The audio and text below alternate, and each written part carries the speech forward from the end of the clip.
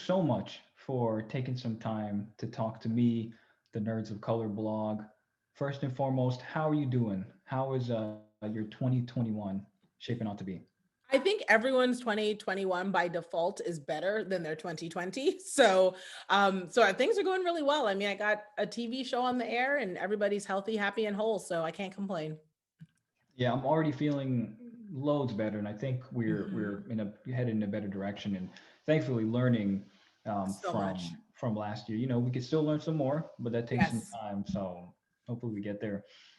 Can you just talk a little bit about your new show? So what's this new endeavor been like for you? What I mean, I'm sure it's been like a whirlwind, but overall, what is this, Yeah. and What is this thing happening? Right. what's I it know. mean to So you? it's crazy because by trade, I'm an entrepreneur. I built my business. I'm headquartered here in Atlanta, Georgia, and it's a consulting firm. So I'm helping bridge the gap for entrepreneurs from where they can operate in their area of excellence, their talent, right? Whatever that is, Bose, software development, you name it. And I built stand in the gap on the business stuff. So I'm showing them how to do their legal and their financial and, just really making sure their structure reflects the sort of corporate goals that they're seeking. And it's weird because I was doing all that and then balancing being a mom. I've got three adopted girls that are really incredible, but there's highs and lows with that.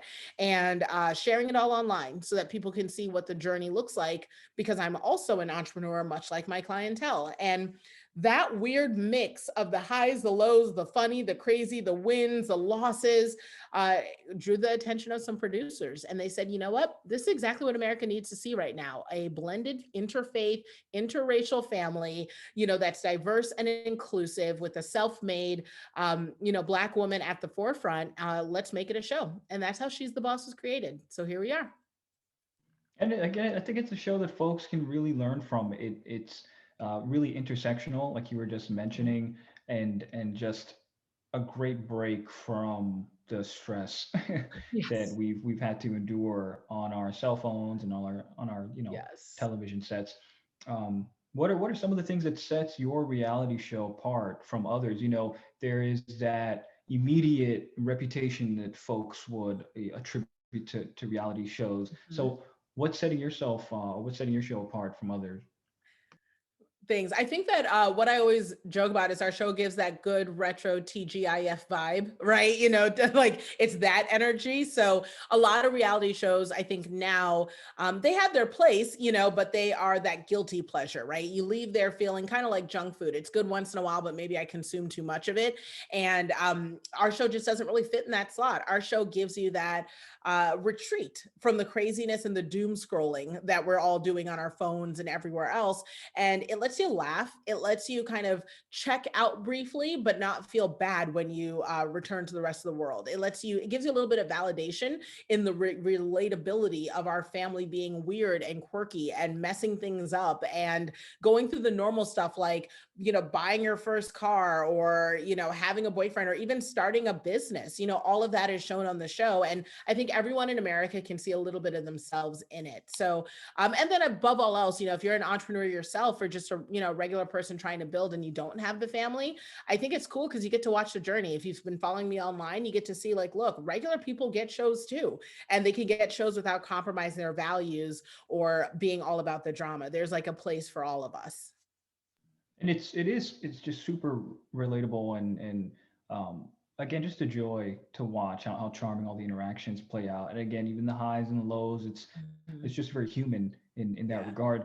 What's it like to step into this space? I know the business world is your MO, but now this is like the business world. You're juggling television production and being on screen, and Mhm. it does it get overwhelming? Yeah, do I got to look good all the time? What happens if like, they catch me not looking good, or you know what I mean? Right, right, right. What is No, that balance like for you? you're asking all the right questions. It's funny because no one ever asked me that, and that's a real thing. It's I know where I'm comfortable, and I'm comfortable in a boardroom. You know what I mean? Like, I know for sure that I'm really good at managing people's businesses, and I'm used to being at the front. And so being talent, which is what this kind of is, where you're saying, look, someone else is in charge of the editing, someone else is in charge of the filming, and just letting go and letting it be. It's a lot of trust. And, I have a great partner in USA Network. They've been so supportive in making sure that the image that you see is an honest representation of who we actually are.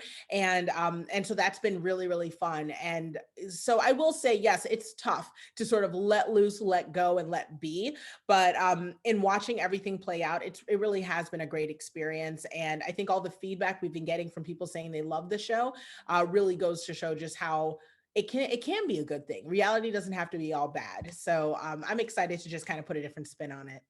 Yeah, and reality doesn't have to be all stress and drama and doom scrolling like you were talking about. Yeah. It could just be highs, lows, lows, and everything that's in Yeah. between for just the working family and folks Hmm. on the come up. So again, it's really relatable.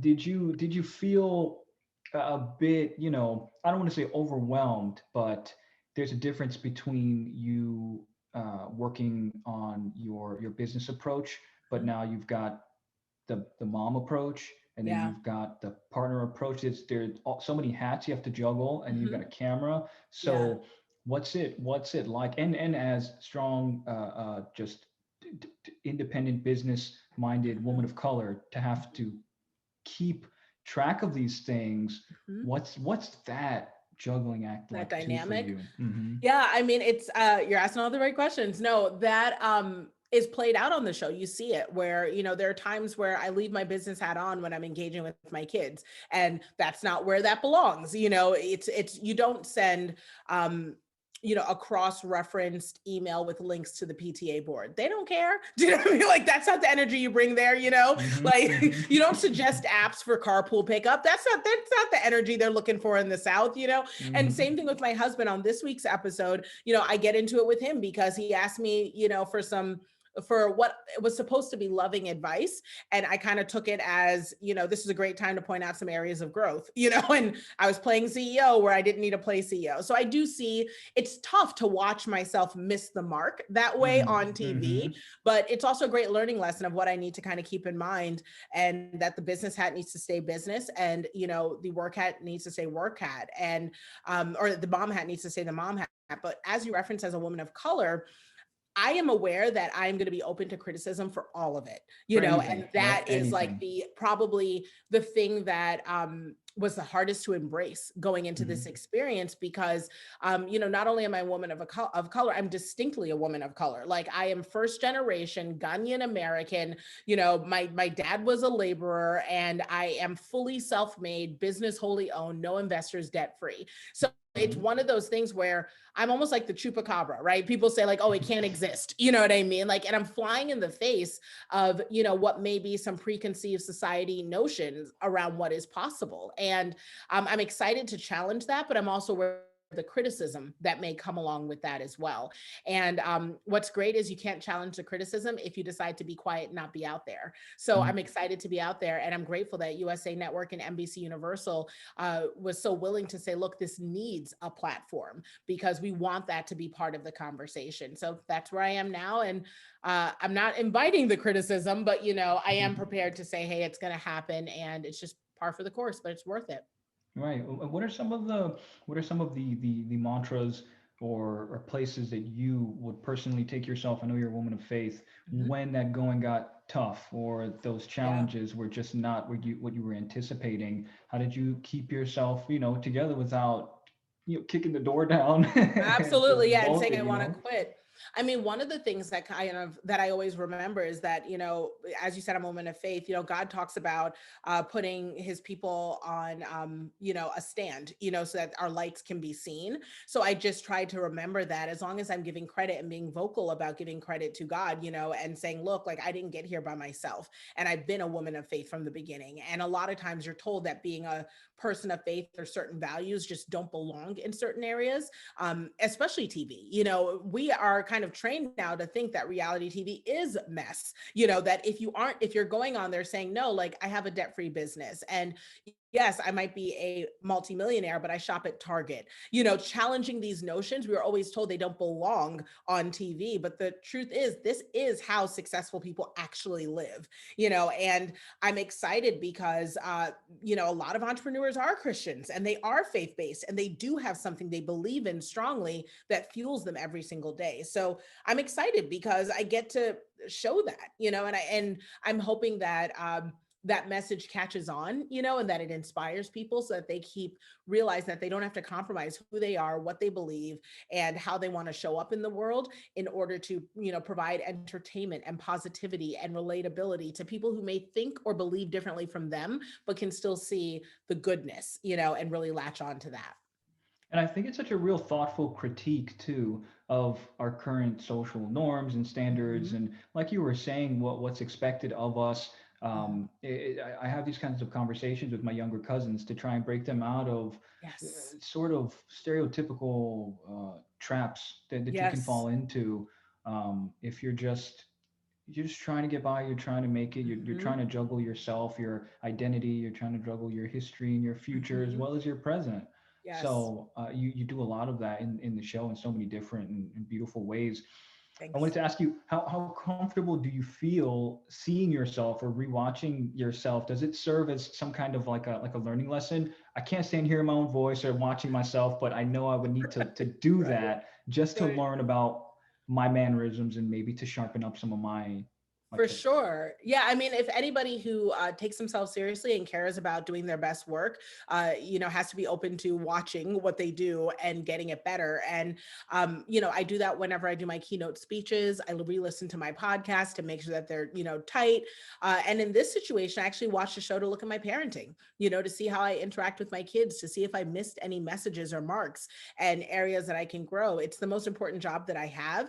It's not just an important job for my children and for my personal development, but it's also my job as a responsible citizen of the world to leave kids that are kind and considerate and tolerant and inclusive and activist and have voices. And so watching this show allows me to see where I can improve, and see what messages I'm putting out there. So yeah, it's not easy, you know what I mean? It's definitely not easy, but I know that it's all par for the course. And at the end of the day, I can definitely say that with all the feedback we've gotten, this has been not just a net positive, but a real net win, and we're really excited about that. And again, I think it's just because of the joy and the beauty and the sincerity that comes from your interactions and the message you're trying to share with folks, which is one of kindness and hope. Kindness is really, I feel like we're short on kindness right Yes, we now, could use more of and it. so much of that stemming again from last year. But Yeah, folks like yourselves are doing a great job inspiring people.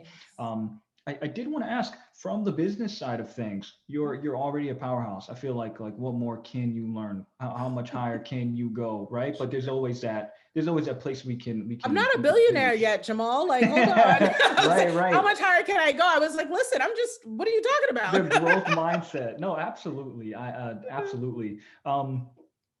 From this series and from being able to engage with this production, are you learning new things about the business side I of am. things as well? And Yeah, what's that look like? absolutely. So I'm the person that if I call over a plumber, I'm over their shoulder saying, "Why'd you do that? How'd you do that? Is that standard?" Like just, and that comes from my immigrant background, right? Always looking to save a coin, and if there's a quick fix to something, let's figure it out. I'm a learner by nature and, by nurture, like, or I had to be. So in this experience, I mean, what's great is I've asked a lot of questions. I've learned a lot about production. I've learned a lot about how to film. I've learned a lot about producing and creative. Now, I don't want to minimize the decades and lifelong dedication of the team that we've had putting this together. But what's great is I'm picking up as much as I can to make sure I can bring that level of excellence to other projects that I, take on. So yeah, it's been interesting. When you're an entrepreneur, you're always looking for the next thing. And I definitely have a lot of things lined up, based on this experience. I'm very excited for your studio. I know that is probably going to I'm like, get out of be my head. Mind your neck, Jamal. Nobody's talking about putting my business out here. listen, y'all heard it here first. Uh, Nicole, it's an absolute pleasure getting to Thank speak you. with you. I have no doubt that you've got nothing but goodness coming your way and your family's way. The series is a good thing for folks. And it's just really, really nice to see that. I like seeing just normal families. It makes me feel that we're not, this is not some kind of outlier. This Right. is real. Yes. And it's truly beautiful. I wanted to thank you again so much for your time. Is there anything that you can let fans know that you're working on? Any other projects? Anything coming up in the future that folks can anticipate from Ms. Walters? Yeah, absolutely. So obviously the show is still on every single Thursday at 10:30 p.m. Eastern time on USA Network. But outside of the show, if you want to keep up with me, the Walters, and the business, head over to NicoleWalters.com and Nicole Walters all around social media.